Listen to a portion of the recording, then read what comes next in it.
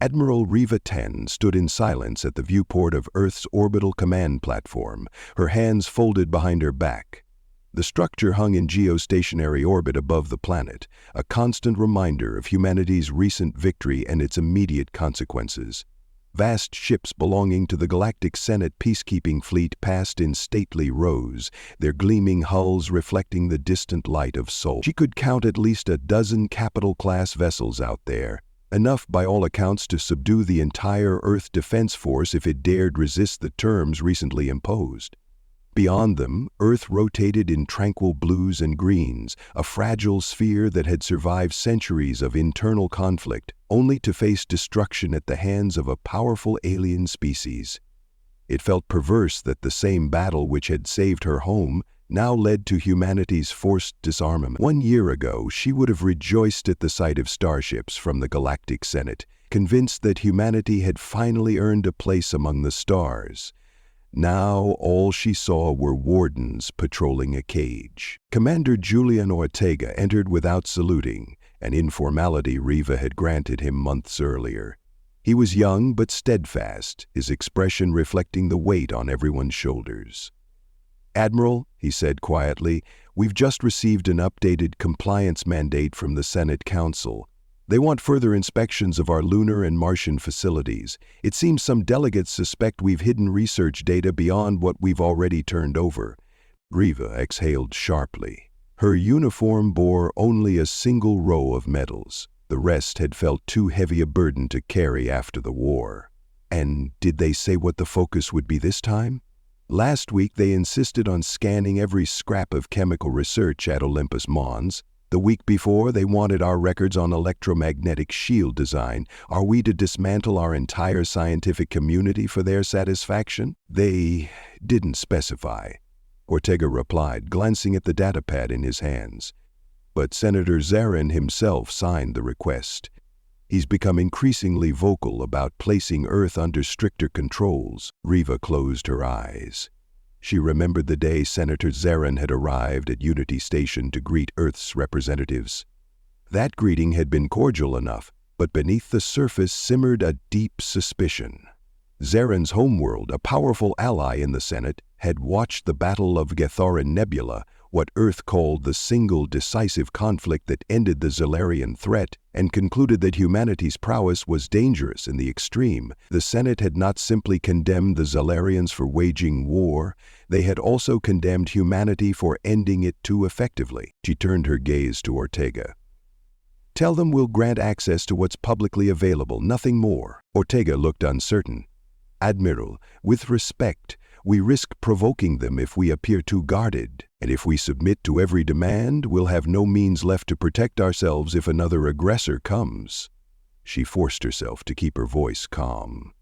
"Commander, this is a careful dance. Appease them enough to maintain appearances but never surrender the knowledge or technology that guarantees our survival. They banned us from war, yet the galaxy is hardly a place free of conflict. We must be ready." She turned back to the viewport, where a large Senate battleship, its hull painted with swirling purple patterns, glided by. Under its shadow drifted 2 smaller cruisers flanking it. The lines of those vessels were elegant, reminiscent of design aesthetics that had once inspired humanity's spacefaring ambitions.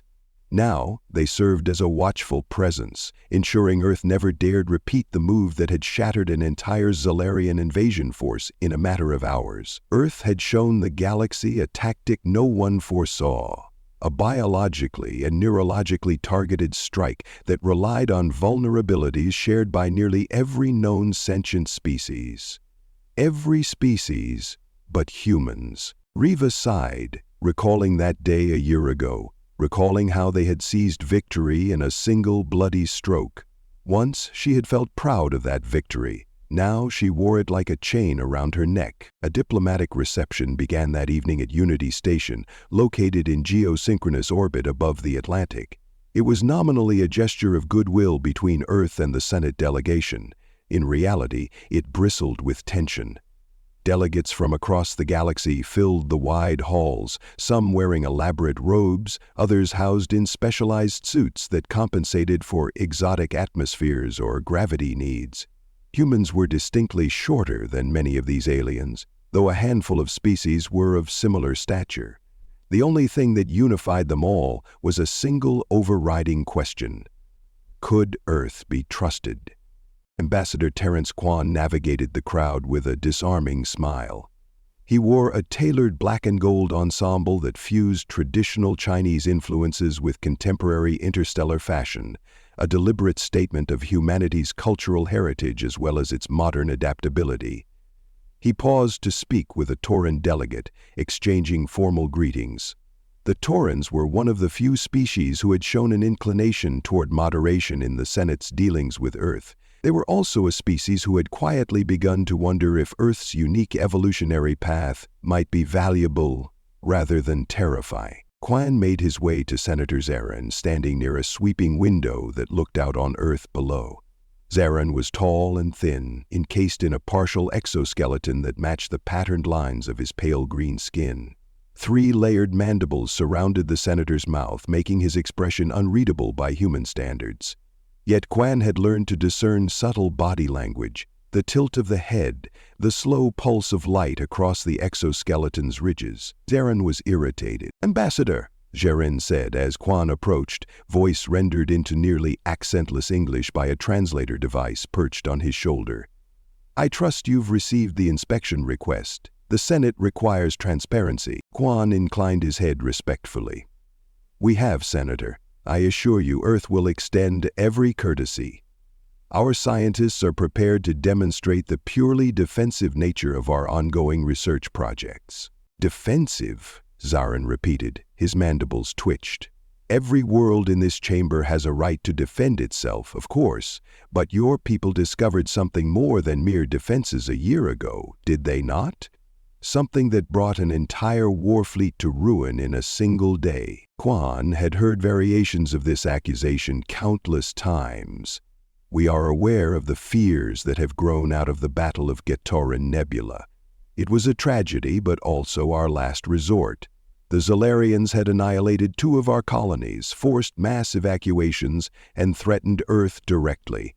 Our forces recognized a weakness in their physiology and exploited it." "Such convenient justification," Zarin said. "Some in the Senate speculate your scientists have refined that technology further. Given that every major species except yours shares the same fundamental neurological pathway, it puts us all at an unprecedented disadvantage." Kwan tempered the reflex to bristle. He scanned the wide hall where other delegates whispered behind their glasses of iridescent drinks. He took a moment to speak in a low tone. "The single greatest disadvantage we had, Senator, was the disparity in technology and numbers. We were outmatched. Had we not found that vulnerability, Earth would be a Zolarian outpost. Do you condemn us for defending ourselves?" "You went beyond self-defense," Zarin said, splaying 2 of his hand-like appendages in a gesture of controlled emphasis. "Your tactic caused suffering we cannot fully comprehend because only your species is immune to it. Do you see how that is perceived by the rest of the galaxy?" Kwan found it difficult to meet the senator's glare. He managed only a solemn nod. "We do, which is why we have cooperated with your inspections and why we abide by the war ban the Senate has placed upon us." He hesitated, aware this next statement might step perilously close to defiance. "But let us not forget, if the Senate had offered us assistance earlier, perhaps we would never have resorted to such measures." Zarin's compound eyes flicked in subtle motion, a sign of annoyance or perhaps understanding. He leaned closer. "It is precisely because you are capable of measures no other species would dare that we must be vigilant. I will expect full cooperation during the next inspection cycle." Kwan forced a polite smile. "Of course, Senator." As Zarin turned to go, Kwan caught sight of Admiral Riva Tan across the room. She made eye contact, then gave a slight nod. They understood each other. The diplomatic overtures could not hide the simple fact that many in the Senate believed Earth to be a ticking bomb. No matter how many hands were shaken, no matter how many reassurances offered, the fundamental mistrust remained. Dr. Mira Lemaire walked briskly through the corridors of the Armstrong Research Center beneath the lunar surface. Her footsteps echoed in the sterile halls, each lined with reinforced plating capable of withstanding orbital bombardment. Once, she had taken pride in the advanced design of these labs. Now she dreaded each day's new set of restrictions. She reached a sealed door that required both a biometric scan and, after a brief pause, she opened it, revealing a large, circular room occupied by several holographic projectors and rows of scientific equipment. Her colleague, Dr. Varys Cohn, stood amid the ghostly glow of rotating molecular diagrams. He was tall and thin, with unruly hair, and looked up the moment Mira entered. "You're late. The Senate inspection team is scheduled to arrive next week. We have so little time to finalize the demonstration." Mira exhaled. "I got held up by security protocols. They're tripling the layers to ensure none of our data is leaked. Meanwhile, half the staff can't even access half their own labs. This is madness." Varys waved at the projected molecules. They displayed cross-species neural pathways next to chemical structures derived from Earth's plants.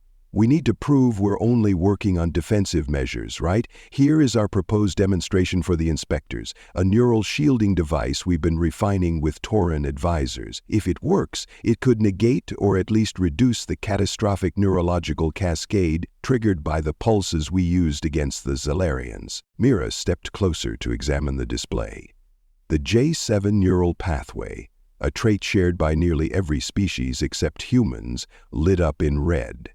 Below it, a diagram of the proposed shielding technology glowed blue, superimposed over that vulnerable region. "But we're still only at about 50% efficacy," she pointed out. "Any species subjected to a high-intensity pulse would still suffer." "True," Varys admitted with a grimace. "But we're making progress. Besides, 50% is better than nothing. If we can show the Senate we're trying to help protect other species from the same weapon humanity used, perhaps they'll back off." Mira pressed her lips together. She couldn't stop the flicker of guilt that followed every mention of that weapon. She had been the one to discover the universal neural link across alien species, originally for philanthropic interspecies communication projects, but desperation drove Earth's military to twist her research into the ultimate war tool.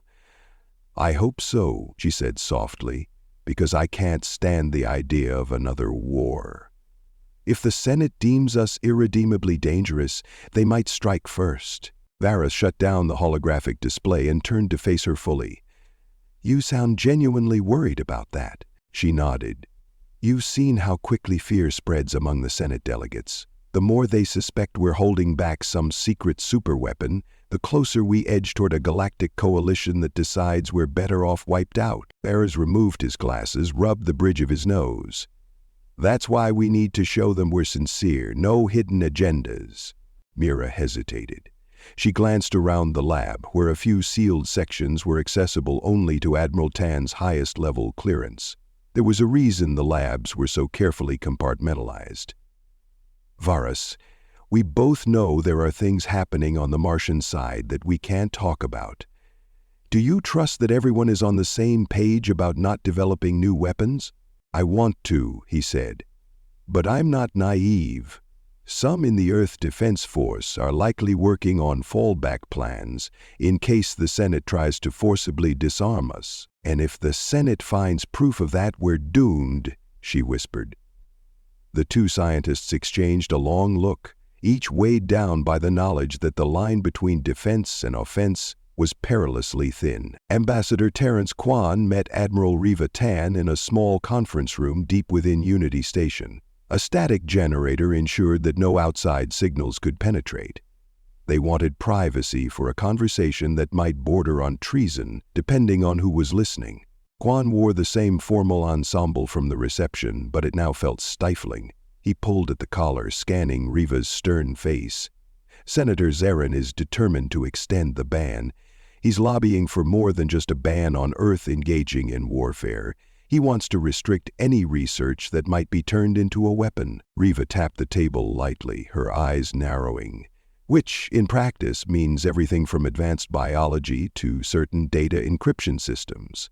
Given Earth's adaptability, nearly any scientific endeavor could have a military angle. Precisely, Quan said. Zarin claims it's for the safety of the galaxy. We claim it's an unjust stranglehold on our sovereignty. Meanwhile, other senators remain silent or quietly supportive of his cause. I suspect many powers in the Senate see this as an opportunity to keep us permanently in check.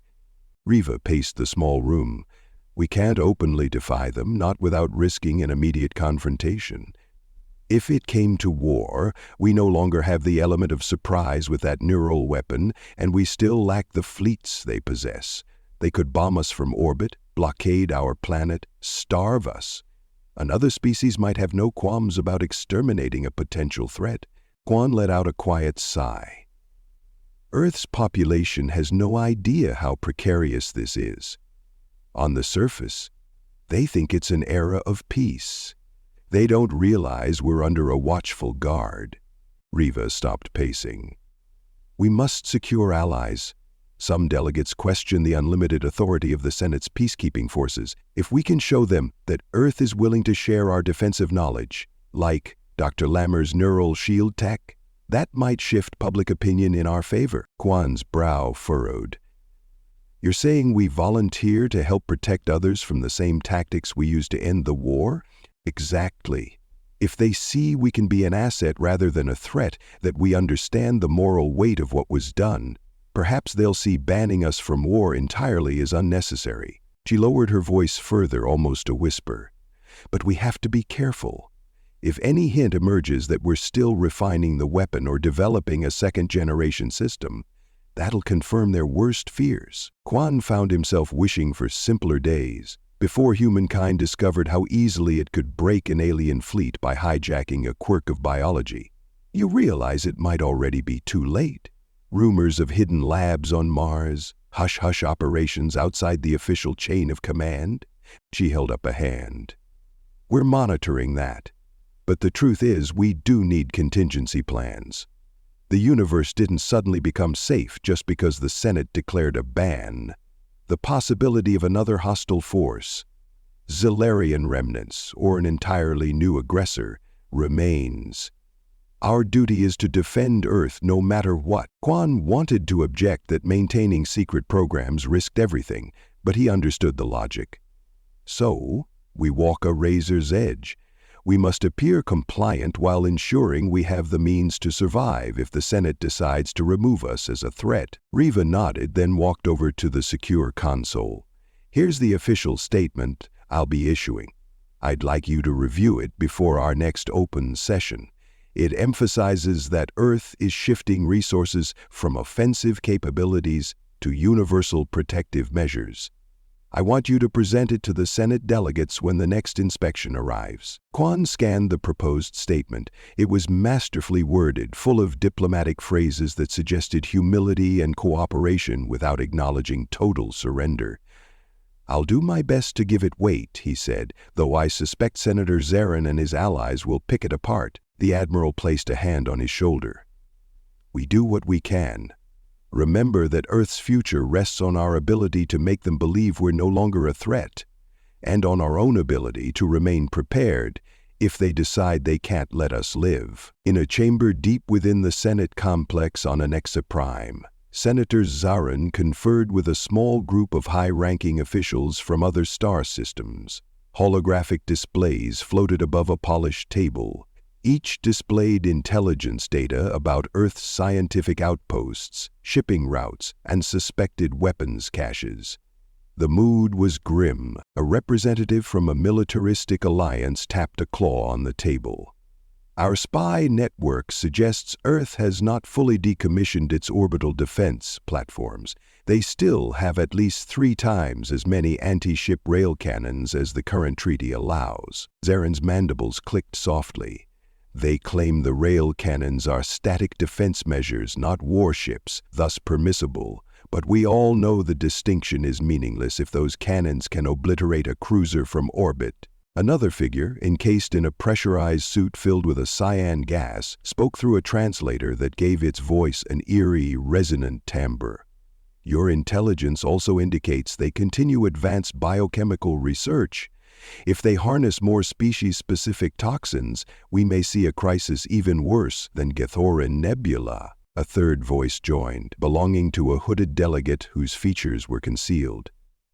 We must consider preemptive action. If Earth is not disarmed completely, their presence alone destabilizes the entire region. Zarin observed the swirling holograms. They showed Earth's geographical layout, key population centers, and resource distribution. The ban remains in place, and so does a partial blockade, he said. But they still produce advanced machinery. They still have Dr. Lama and Dr. Cone. Brilliant minds. Every step they take in research might be a step closer to another doomsday device. The hooded delegate hissed softly. Then let us do what must be done. Earth cannot be allowed to threaten us all. Zarin remembered his conversation with Ambassador Quan earlier that evening. He recalled the tension in the man's eyes, the sense of injustice. Zarin was not blind to the nuance. Humanity had used a horrifying tactic, yes, but it had been cornered. Still, the fear among these powerful star systems was too strong. We will proceed cautiously, he said, but keep in mind that if Earth steps out of line, if we find definitive proof they're ignoring the ban, there will be no second chances. Once we commit to war, we won't stop until the threat is neutralized. A silent agreement settled around the table. The galaxy's largest powers had the combined strength to wage a campaign that dwarfed any Earth could muster. Nobody there wished for bloodshed, but they believed it might be inevitable. None saw a scenario in which Earth was allowed to hold on to such unique destructive potential without the Senate striking first, unless Earth somehow convinced the Senate of its worth. And in the center of it all stood Zarin, trying to decide which path would cost fewer lives. Back on Earth, Admiral Riva Tan arrived at a vast subterranean bunker complex buried beneath the Rockies. It wasn't an official Earth Defense Force site, at least not on any public registry. Inside, a cluster of scientists, engineers, and military strategists worked day and night, screened behind layers of secrecy. Pale lights illuminated corridors lined with cables snaking along the ceiling. The hum of advanced machinery reverberated around them. Colonel Anton Reyes, a stern-faced officer, stepped forward to greet her. "Admiral," he said simply, giving a crisp salute. Riva did not return the salute. The place felt too secretive for formalities. "Give me the status report." He led her past a set of sealed doors into a command room filled with monitors. On the largest screen was an image of a newly designed hull section, smaller than standard starships but equipped with experimental stealth technology. "Project Veil," the colonel explained. "A Corvette-sized vessel capable of avoiding standard Senate scans, at least for a short duration. We believe it can transport a specialized strike team if we ever need to protect or evacuate key personnel." Riva studied the diagram. "If the Senate finds out about this..." "They won't," Colonel Reyes interrupted. "We've taken every precaution. This base is off the books. Our staff is on rotating schedules to prevent patterns, and all data is stored offline." She sighed. "You know what's at stake. If we get caught building stealth corvettes in direct violation of the disarmament accords, we confirm every paranoid suspicion they have." "Yes, Admiral," Reyes said, "but consider the alternative. If the Senate or some rogue alliance decides to eliminate us, we'll have no way to defend ourselves, let alone evacuate vital personnel. The stealth corvettes might be our only chance to survive an all-out assault." She walked closer to the screen, eyes narrowing at the blueprint. "We're playing a game of shadows. On one side, we publicly champion the idea that we've turned away from war. On the other, we discreetly keep our swords sharp." Reyes' jaw tightened. "I never wanted to do this, but the cell structure of the galaxy's powers is ruthless. Look how they stood by during the Zalarian invasion. They only care about balancing threats, and right now they see us as the biggest threat of all." Riva folded her arms. "Have you heard from the research teams? Dr. Lamer and Dr. Cone are working on something that might help." "Neural shielding, yes," Rhea said. "Could be a boon for other species, but also potentially for us if some foe tries to replicate our electromagnetic tactic." They can't replicate it effectively yet, but who knows what a determined species might achieve. She nodded, taking stock of the dozens of specialists around her. Each station hummed with clandestine activity. We'll proceed with caution. This project remains in the shadows unless the Senate forces our hand. Make sure no data leaks out of this facility. If we're discovered, the entire planet pays. Reyes saluted again. Yes, Admiral. A heavy silence loomed as Revo looked at the blueprint once more. She recalled the triumphant day Earth had turned the tide in that single devastating battle. Yet victory had cost them their freedom. Now, ironically, her job was to ensure they could fight again if necessary, all while swearing to the galaxy they would never fight at all. Dr. Mira Lamer tightened the strap on her protective suit as she prepared for the Senate inspection team's arrival at Armstrong Research Center. The next day was slated for a full-scale review of her lab, the largest one dedicated to advanced xenoneurological research. She'd spent hours reorganizing the data, highlighting her group's attempts to create universal shields against the catastrophic electromagnetic pulses. She hoped it would be enough to prove Earth's good intentions. She joined Verasco near the laboratory's main entrance, where a row of automated security checks stood ready. The air felt thicker than usual, as though the anxieties of the entire staff condensed into a palpable atmosphere. Perez forced a smile. Think they'll buy it? Buy what? She asked, though she knew the answer. That we're just humble scientists working on ways to help the galaxy, not perfecting a doomsday weapon. She sighed, glancing at her reflection in the polished metal door. I suppose it's the truth, or at least part of it. I want to help. I didn't set out to discover something that kills entire crews in seconds. He laid a hand on her shoulder, his voice gentle. It's not your fault the military took your discovery and weaponized it. Sometimes I wonder if we could have refused. But Earth was on the brink of annihilation. Refusal wasn't really an option. The door slid open to reveal the Senate delegation. Senator Zarin leading the group, flanked by 3 other officials from different species and half a dozen armed guards. The tension in the corridor spiked. Varys stepped forward, adopting his most polite tone. Welcome to Armstrong Research Center. My name is Dr. Varys Cohn, and this is Dr. Mira Lamer. We'll be showing you how we're developing universal neural shielding to benefit all sentient life. Zarin's mandibles remained rigid. Proceed. They guided the visitors into the main lab chamber. A holographic display dominated the center of the room, projecting the schematic of the J7 neural pathway layered with Earth's proposed shielding modules. Mira took the lead, explaining the science. She used every bit of technical clarity she possessed, illustrating how this shielding would help dissipate the electromagnetic field before it induced harmful resonance in alien neural tissue. Each word felt like an offering, as though she was trying to atone for the horrors visited upon the Zellarians. One of the other inspectors, a reptilian female in a shimmering exosuit, clicked her tongue against the translator.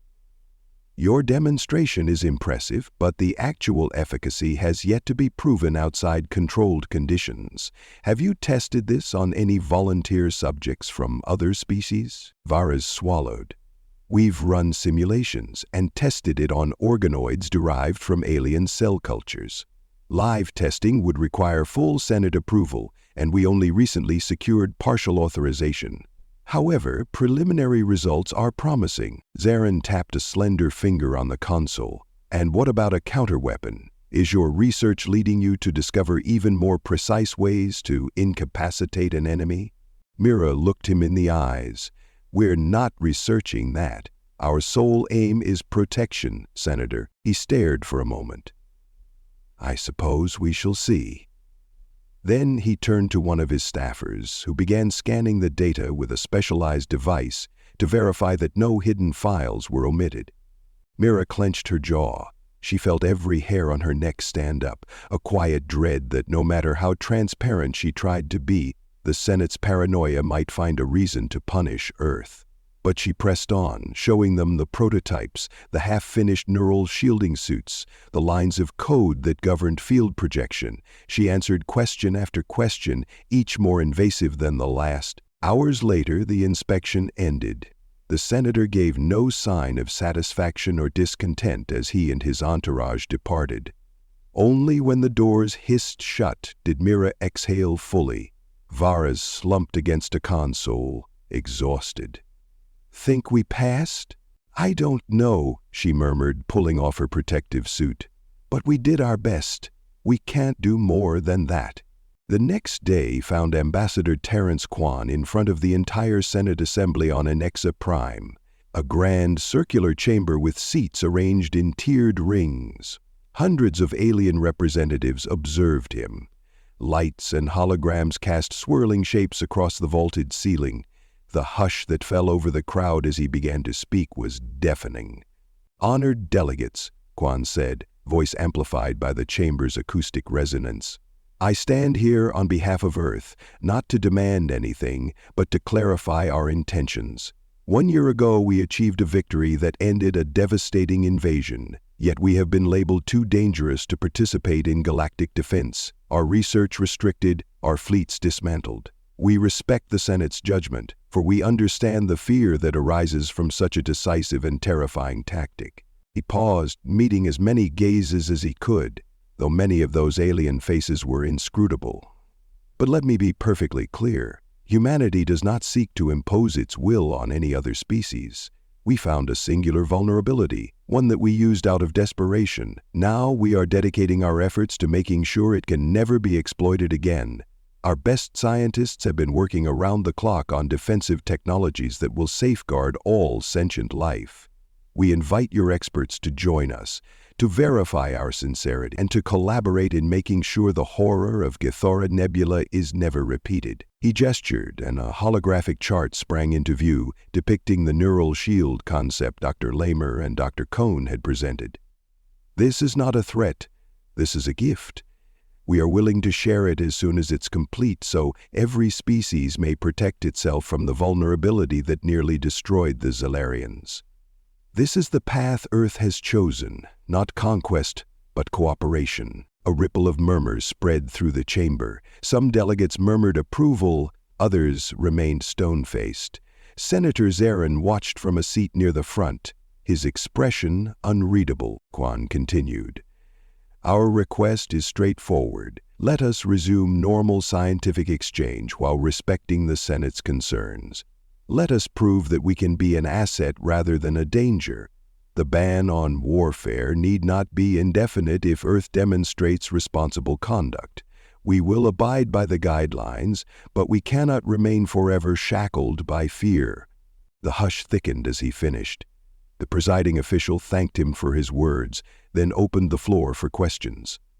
A Danani representative, her trunk-like body standing motionless in their species-typical posture, asked, "Ambassador, how do we know you are not simply perfecting the same technology you say you wish to negate?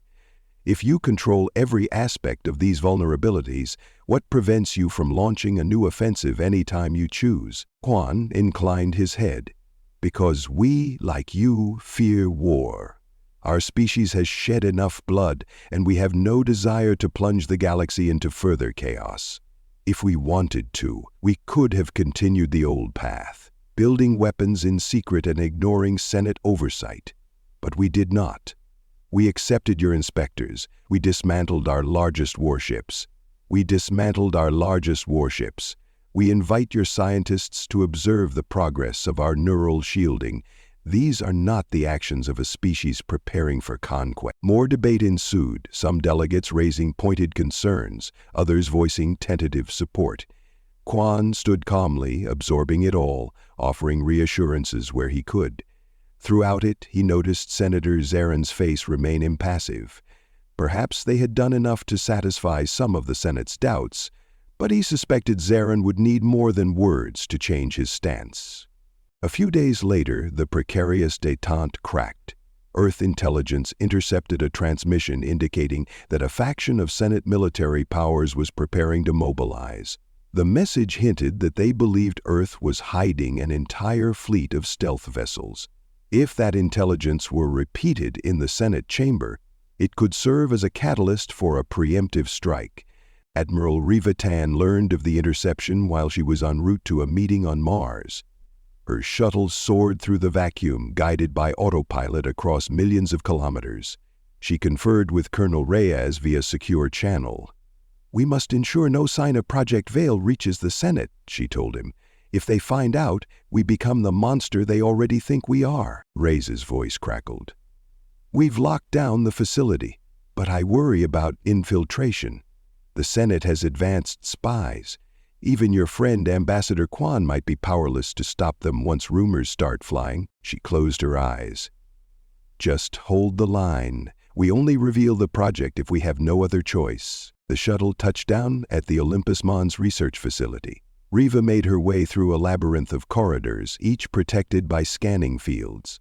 She reached a large, open lab where Dr. Varus Cohn was hunched over a suite of monitors. He looked up, startled.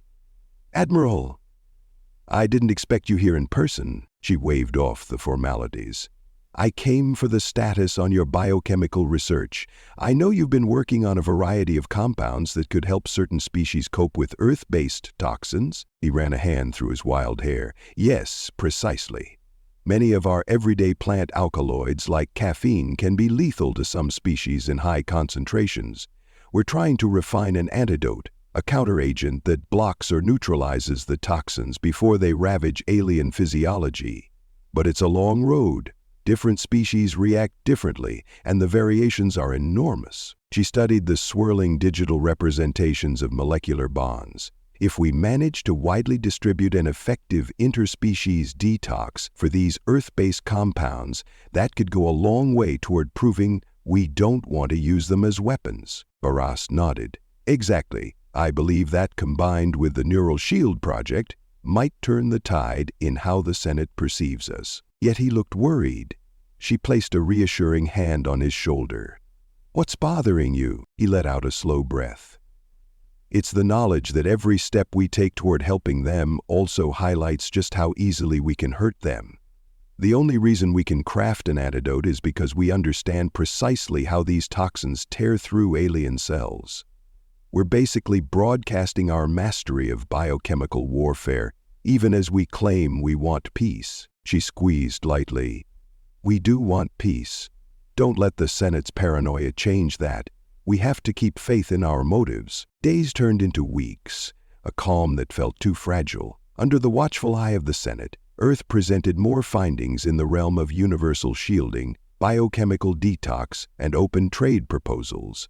Slowly, it seemed to soften the stance of a few moderate delegates. The news that certain dangerous compounds would soon be neutralized brought relief to species once terrified of stepping onto Earth's surface or sharing living space with humans. Then came a shocking twist. A small riot erupted on a neutral world near the galactic core, orchestrated by a radical group claiming Earth's existence was an affront to universal safety. They demanded the Senate not only maintain the ban, but forcibly remove humanity's scientific base on Luna. As the riot grew, extremist voices turned to violence, and the local authorities had to intervene. News feeds across the galaxy blared headlines about Earth's unstoppable weapon once again. Senator Zarin made a statement condemning the violence. He insisted that the Senate's oversight was sufficient, and that Earth had thus far complied with the ban. Yet in private, Zarin approached Kwan with a dire warning. Extremist factions within multiple species believed they had no choice but to exterminate humanity, seeing the Senate's approach as too lenient. The next months would be critical. A final crisis arrived when a clandestine operation discovered logs from a suspicious transport shuttle departing from Earth's orbit at times that didn't match any official schedules. The logs somehow reached the eyes of Senator Zarin. He confronted Ambassador Kwan, Admiral Tan, and the entire Earth delegation, brandishing the evidence. The suggestion was that Earth was shipping advanced weapon components off-world in violation of treaties. Admiral Tan, her expression taut, refuted the accusations immediately. "We have no reason to do such a thing." Zarin, however, was unyielding. "The logs speak for themselves. Until Earth can explain these anomalies, I must assume the worst. Under Senate protocol, I can request an emergency vote on whether Earth has broken the terms of the ban." Kwan tried to maintain composure. "Senator, Wait. There could be perfectly legitimate explanations. Many Earth transports carry scientific or commercial cargo. Zaren's mandibles clicked. These flights had their transponders disabled. That is not standard commercial practice. Only Admiral Tan realized with sinking certainty that these logs might be connected to Project Veil or related covert research. She scrambled to think of how to quell the situation, how to present a plausible deniability that wouldn't unravel the entire web of Earth's hidden operations, but Zaren was not alone. Several delegates, some who'd grown increasingly uneasy about Earth, were prepared to act. In a clandestine meeting after the confrontation, Quan spoke to Riva in hushed tones. This might be it. If the Senate calls a vote, we could be labeled treaty breakers. They'd have grounds to move militarily. Riva stared at the ceiling in thought. Then we need a miracle, or we need to lay everything on the table that proves our good faith. Quan shook his head. Everything? That includes, she cut him off. Not that. If they see we've been building stealth vessels, we guarantee they'll strike. But maybe we can distract them with something bigger, like the completed neural shielding. If we can present it as an immediate boon for their militaries, they might realize it's more valuable to keep us as partners than to destroy us. He rubbed his temples, eyes closed. It's a gamble, she exhaled. All we can do is present them with a vision of a galaxy where Earth's uniqueness is a resource that benefits everyone. If that fails, then we move to Plan B. Quan nodded, knowing Plan B likely meant unleashing those secret projects and hoping Earth could survive an onslaught. They presented the neural shielding breakthrough at the next Senate session in a dramatic display. Dr. Mira Lamer and Dr. Varez Cohn took the floor side by side, demonstrating a functioning prototype tested on willing volunteers from the Denani species. The device, a sleek harness, generated modulated fields that buffered the J7 neural pathway from the frequencies Earth had used against the Zalarians. The volunteer Denani soldier withstood an intensity that would have crippled him a year ago. Senators murmured their surprise. Some expressed cautious optimism, others remained stiff with suspicion. Lamer explained how Earth had poured countless hours into ensuring no other species would fall victim to the same fate that had devastated the Zalarians. The demonstration ended with Dr. Cohn unveiling new pharmacological agents that blocked Earth's common toxins in alien physiology, further evidence that humanity sought to remove the threat of these specific weapons. In the hush that followed, Senator Zaren rose.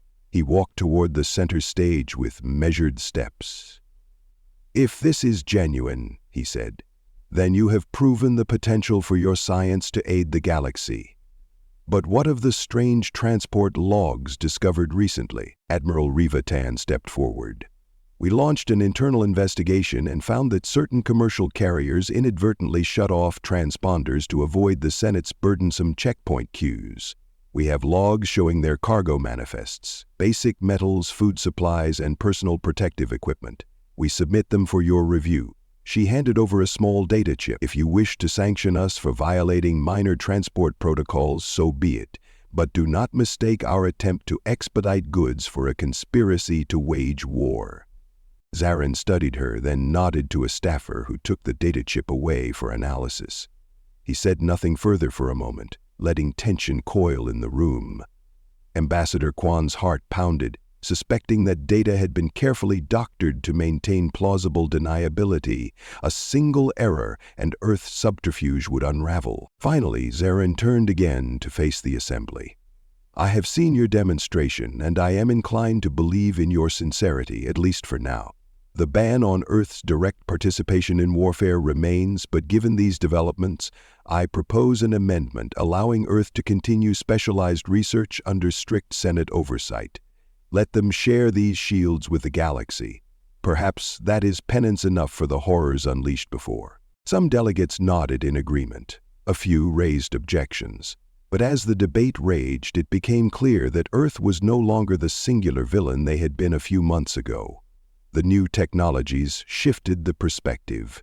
If Earth was dangerous, it was equally capable of providing unimaginable benefits. As the session adjourned, Admiral Rivatan and Ambassador Kwan exchanged cautious glances. They had not been exonerated, nor had the ban been lifted. But there was an opening. The threat of immediate preemptive war receded, though no one believed it was gone forever. A week later, Riva stood at the Orbital Command Platform's viewport once more. Commander Julian Ortega joined her, carrying news of the Senate's final vote. They've decided to reduce the scope of the blockade. In exchange, Earth must finalize the neural shield for distribution to Allied fleets within 6 months. Zaran also wants regular audits to ensure we're not using the research to refine the weapon itself. Riva nodded. That's as good as we can hope for right now. We'll give them the shield, and in return they step back from total surveillance. Meanwhile, we discreetly keep our fallback projects alive, in case some new threat emerges. Ortega gazed out at the swirl of starships. The peacekeeping fleet is still here, though. They're not leaving entirely. They won't for quite some time, she said. But it's a start. He hesitated. Admiral, we're all hoping for peace, but do you think we'll truly be safe? The war ban remains in effect, and the entire galaxy knows we have a unique advantage they don't. Will they ever trust us? She rested a hand on his shoulder. It may not be about trust, Commander. It may be about necessity. Eventually, someone else out there might pose a threat the Senate can't handle with conventional fleets. Then they'll remember Earth, the only species that can survive certain toxins, the only species immune to the J7 vulnerability. And they'll realize banning us from war was never the ultimate solution. It was only a temporary reassurance. She let her gaze fall to the planet turning below, that blue-green jewel. Until that day, we'll abide by the restrictions and prove we can be guardians instead of destroyers. But if they ever try to shatter us, we won't go down quietly. Ortega stood silently for a moment, absorbing the quiet power in her words. Below them, Earth's lights shimmered in the darkness. The Senate cruisers continued their patrol, watchful and wary. Dr. Lamer and Dr. Cohn continued refining their protective technologies, each day sending progress reports to reassure the galaxy. Ambassador Kwan prepared for more diplomatic wrangling, building alliances among moderate factions who saw a future where humanity's unique physiology might protect rather than threaten the known universe. In time, the swirl of rumor and tension would subside. In time, the House of Zaran might soften as they witnessed Earth's persistent willingness to cooperate. Or new fears might arise when the next crisis tested the Senate's resolve. The galaxy was, after all, a place of shifting allegiances, where trust was rare and fear often dictated policy. But if Earth had learned one lesson, it was that desperation could force brilliant, if terrifying, innovation. And in that truth lay both hope and danger. A year had passed since the moment they devastated the Zalarian fleet in that single, legendary battle. The warband stood as a testament to how the galaxy responded to power it could not control. For humanity, it was a daily reminder that triumph could be as damning as defeat. Yet hope glimmered in the progress they made, forging shields instead of swords, toxins turned into medicines. Admiral Rivatan closed her eyes. She remembered the day she ordered the use of that dreadful electromagnetic pulse. She recalled how quickly an entire armada of Zalarians had collapsed, helpless and writhing in agony, conscious until the final moment. The memory weighed on her soul. She had done it to save her people, and the cost had been immense, not only in alien lives but in humanity's freedom. And yet she believed a new path lay ahead, if only they could navigate the Senate's labyrinth of fear. Commander Ortega left her side, returning to his duties. She stood alone, letting the gentle hum of the station's life support systems fill the silence. Was Earth truly alone now? Not entirely. Some delegates were beginning to see the potential of cooperating with humans. Perhaps one day enough trust would grow that the war ban could be lifted or transformed into a treaty of equal standing. Until then, Earth would remain vigilant, abiding by Senate oversight on the surface while ensuring, in the shadows, that it never lost the means to protect itself from the countless unknowns lurking in the depths of space. As she watched the Senate cruisers glide by like silvery sentinels, a faint smile flickered across her lips.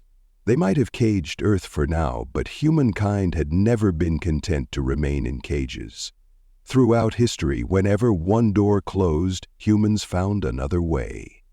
The galaxy, vast and full of possibility, had seen only a glimpse of what Earth could do when backed into a corner. But the next time, if it came, perhaps the galaxy would see a different side.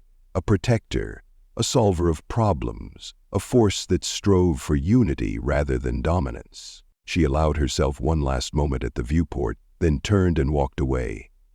There was much work to be done, treaties to be signed, technologies to be perfected, 1,000 small steps that might redeem the stain of that single devastating battle. The war ban would linger like a shadow, but in that shadow humanity could plant the seeds of genuine cooperation. Maybe, just maybe, when the galaxy next faced peril, they would turn not to fear or aggression, but to the single species whose difference might save them all.